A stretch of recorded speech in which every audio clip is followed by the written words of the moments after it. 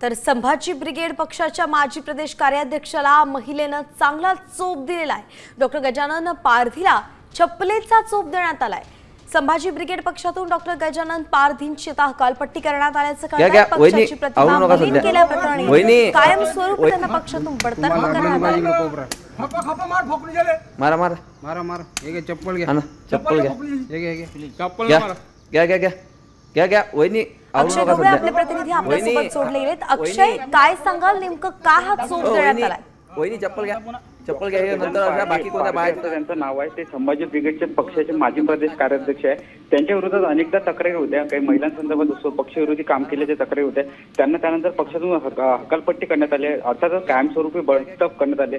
एका महिलेकडून मूर्तिजापूर शहरात त्यांना मारहाण झाली होती, चपलेचा चोप दिला होता, छेडखानीचा असेल, ब्लॅकमेलिंगचा असेल, इतर काही आरोप त्यांच्यावर होते। त्यानंतर जवळपास 2 नागरिक आणि इतर महिलांनी मारहाण केली होती। विशेष म्हणजे या संपूर्ण प्रकारात अद्यापपर्यंत पोलीस ठाण्यात गुन्हा दाखल नाहीये। एकंदरीत पक्षाने त्यांच्यावर गंभीर दखल घेत कारवाई केली आहे। पारधी यांना पक्षातून कायमस्वरूपी गैरवर्तन असो पक्ष संघटनेची प्रतिमा मलिन केल्याप्रकरणी त्यांच्यावर हकालपट्टीची कारवाई करण्यात आलेली आहे। धन्यवाद अक्षय, अगदी सविस्तर अपडेट आपण दिली आहे। एकंदरीत आपण पाहतोय की संभाजी ब्रिगेड या पक्षाचे ते आहेत। डॉक्टर गजानन पारधी असं त्यांचं नाव आहे, मात्र त्यांना महिलेनं चोप दिलाय, चपलेचा चोप त्यांना देण्यात आलाय आणि त्यानंतर आता संभाजी ब्रिगेड पक्षातून त्यांची हकालपट्टी करण्यात आली आहे। पक्षाची प्रतिमा त्यांनी मलिन केल्याचा त्यांच्यावरती आरोप आहे।